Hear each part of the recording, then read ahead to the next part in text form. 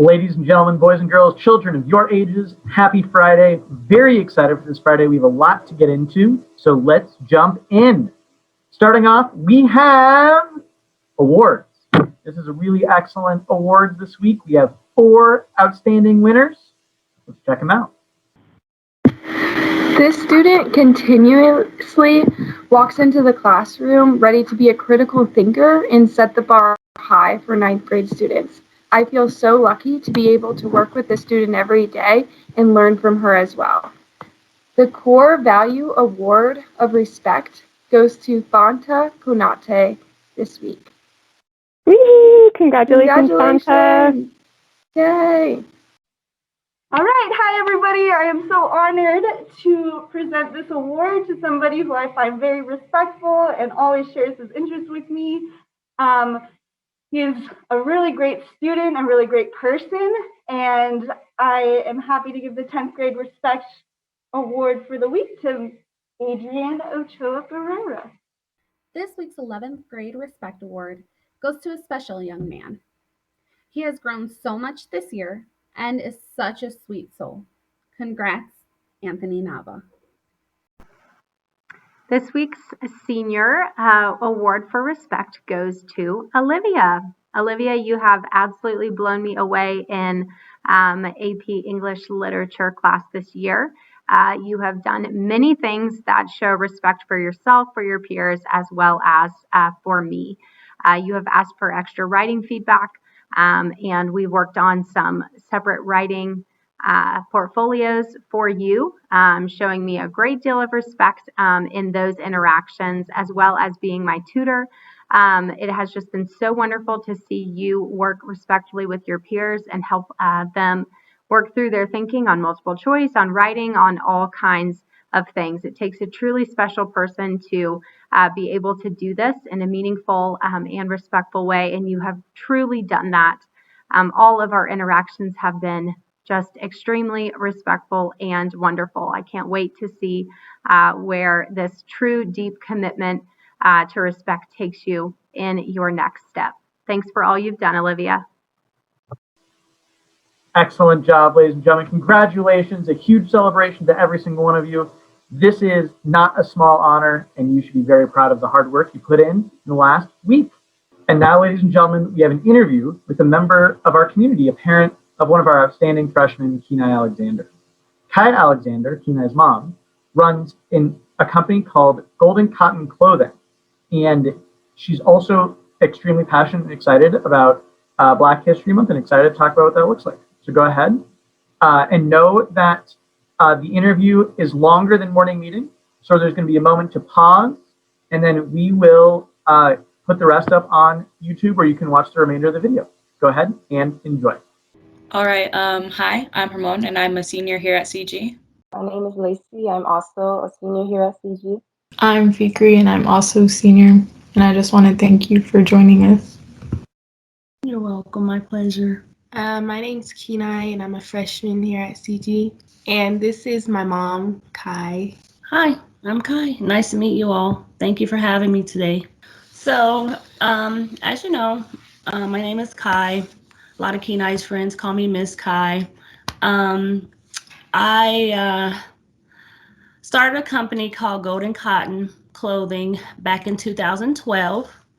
I wanted to find a positive outlet for a lot of the inhumane things that Black women and men as a whole have been throughout our history.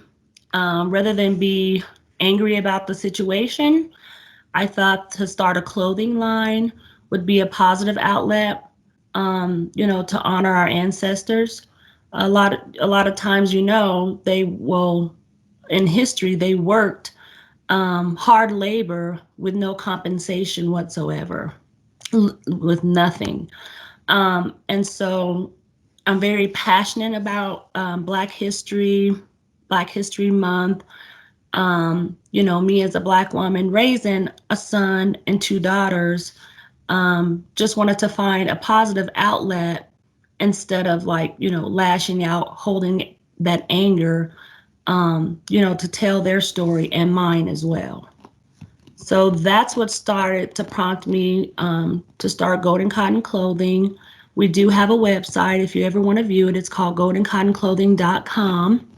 And it does have, I make it so where I'm not just selling to one culture of people, but to all. I do have slaves on my shirt picking cotton, but I also offer where you can just get the brand without that, because I know a lot of times other cultures may feel uncomfortable wearing slaves on their shirts. So that's the gist of it, and the reason why I started Golden Cotton Clothing. I wanted to ask you what you wanted the long-lasting legacy of your company to be in the future. The long-lasting legacy I wanted to have for my company is to leave my children something that they can call their own. A lot of times, we're comfortable in this human life, leaving behind life insurance, and you're here one day, you're gone the next. However, if there's something left behind, something they can call their own, they can also build their legacy and build onto that with their children and make it a generational thing. So that's my long-lasting, long-term goal as far as the company that I started.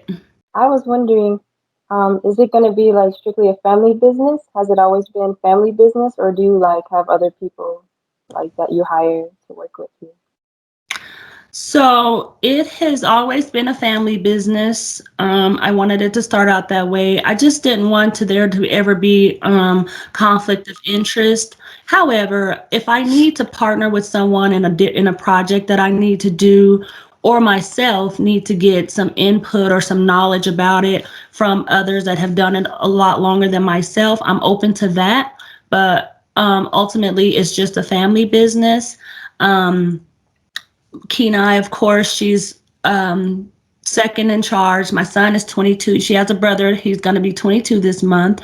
So he's kind of like my business partner as far as like financial and, getting things together and helping me with the business side of things. And Kenai is kind of like my hands-on person to where we work together tirelessly night on getting orders done, because not only do we do our brand, but we also do customized orders for other people. So other people can come and get their brands done from us as well. So it's pretty much a family business right now. My question was, why did you choose to do clothing specifically? I chose to do clothing specifically because, as you know, the African and African American history had a lot to contributions with cotton picking. So in order to find that positive outlet, I felt like clothing was the way to honor them.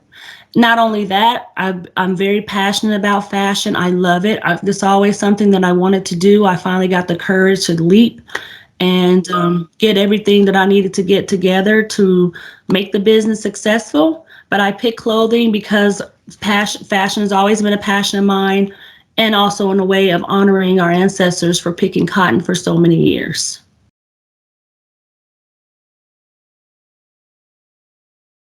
So I heard that you started it in 2009, and I was just wondering, like, who was helping you start it up in 2009? Like when you first started making it. So it started up it started up actually in 2012. I thought I said 2012, but I'm sorry if I said 2009. It was 2012. And actually what gave me an idea to start the clothing side of it is Kenai's father. Me and him were married at the time. We're not married anymore, but we are co-parenting. He was a writer, so he wrote a script called Corporate Bully.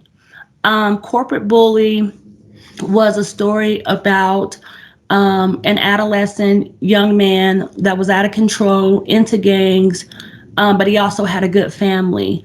And so in this script, there was his uncle, which was which was a slave owner of his grandmother that impregnated her, and he was the rightful heir. Well, he was told this information, and we came up with the name Golden Cotton.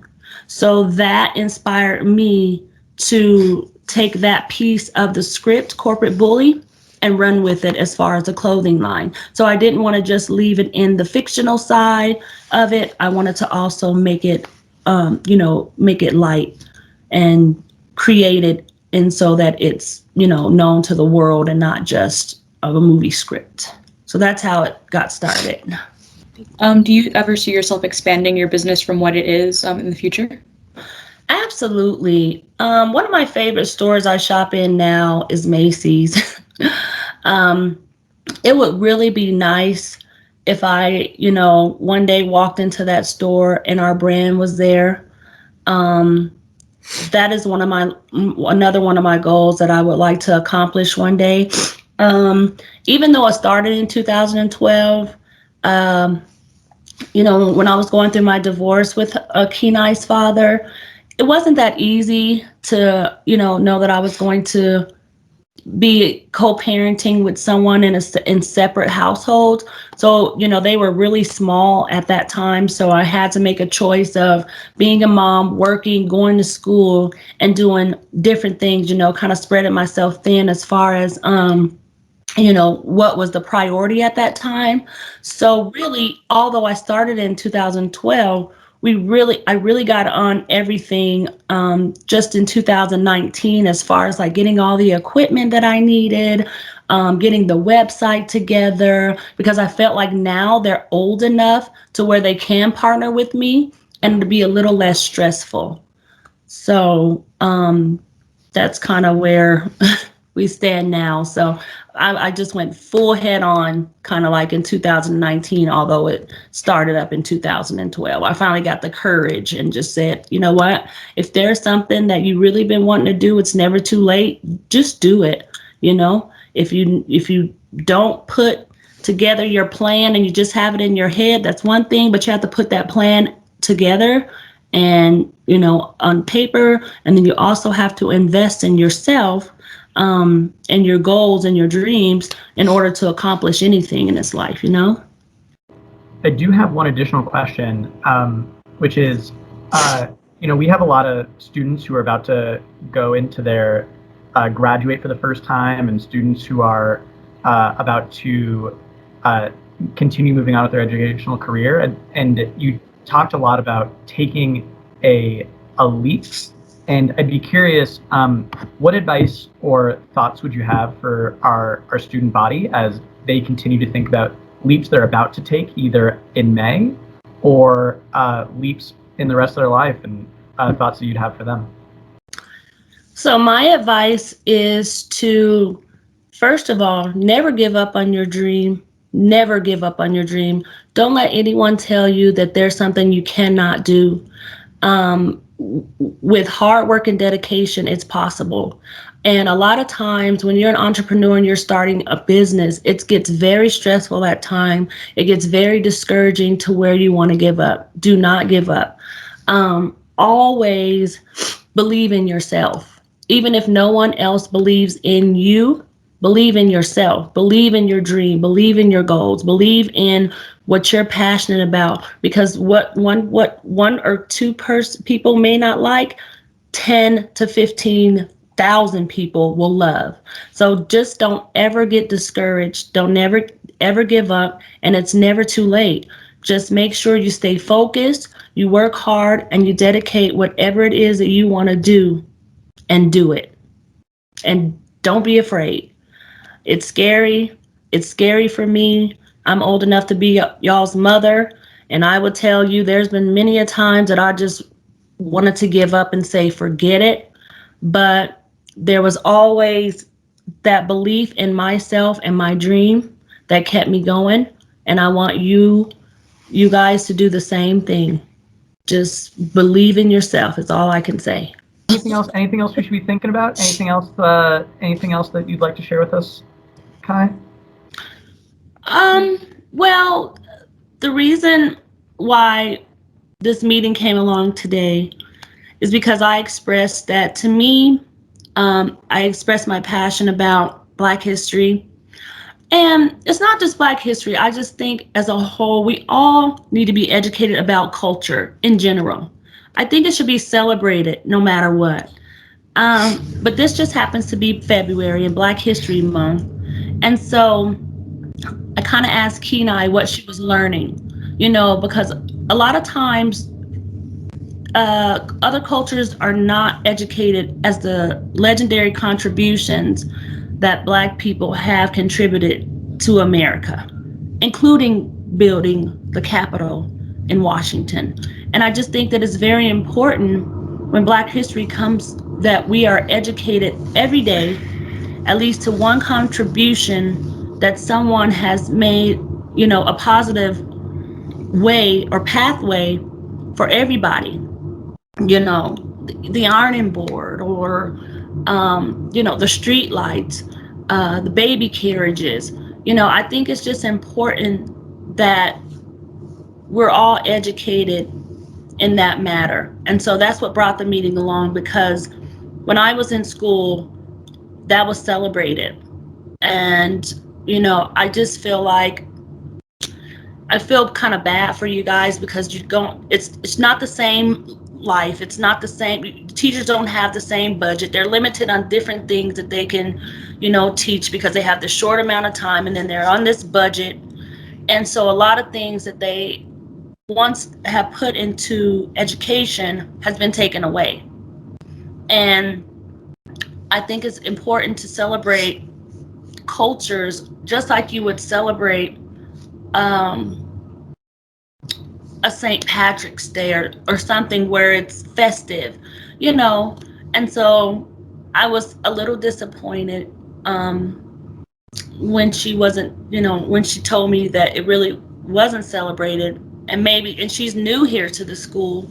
So I want you all, we're here today so that we can kind of get on the same page and same wavelength so that, in the future, we can make this a big thing, a big celebration of all cultures, because we can take away something from everybody. I mean, everybody likes soul food. Everybody likes Mexican food. Everybody likes Chinese food, So food brings us together. So we also need to know the background of that to come together as a whole so that we're educated and there's a different future that you guys are going to provide than it is now.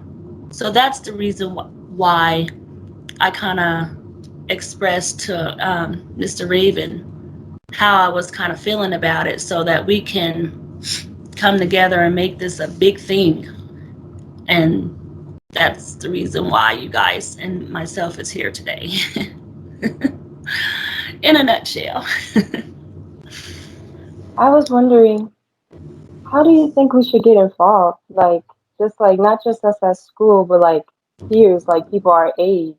Like, do you think we should do like an internet, like more, make another holiday, or like, what do you think we should do to inspire our peers to celebrate and get into Black History Month? Well, I think that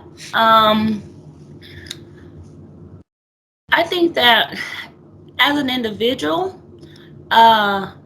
sometimes when you start something, then people will come aboard, especially if it's positive. Like, for example, I have this committee saying, well, did you know so-and-so Angela Davis did this? Did you know Frederick Douglass did this? Did you know? I think that by educating people on, different contributions that were done in the past, in history, would be a start to at least honor someone every single day. That's what I do. Every day I go on my social media platform and I honor someone every day and what they contributed and how it's helped me and how it should help, going forward. So I just think that just, first of all, just, starting the outlet to it. Because to me, the question sounds like, there may be a few that are on board, but maybe not too many. But I just think it still shouldn't stop the importance of it, because you see a lot of things today that are still happening in the 21st century that just shouldn't be happening, and I just think that the Amanda, what's her last name? I'm sorry, that did the poem at the yes, something like that is definitely a movement. So she's very young. You all are very young. So just to start a movement of strength and education, and just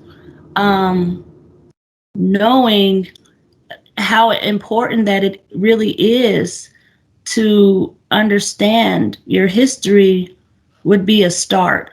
You're not going to be able to get everybody on board. That's just not going, that's just the reality of it. But you yourself can make a difference and a change just by putting it out there. Thank you. You're welcome. Thank you so much, Kai. Really appreciate you taking the time to spend with us today. I really appreciated listening to the conversation, and so thank you so much for taking the time. You're very welcome. It was my pleasure. It was nice to meet you, ladies, and remember, the sky is the limit.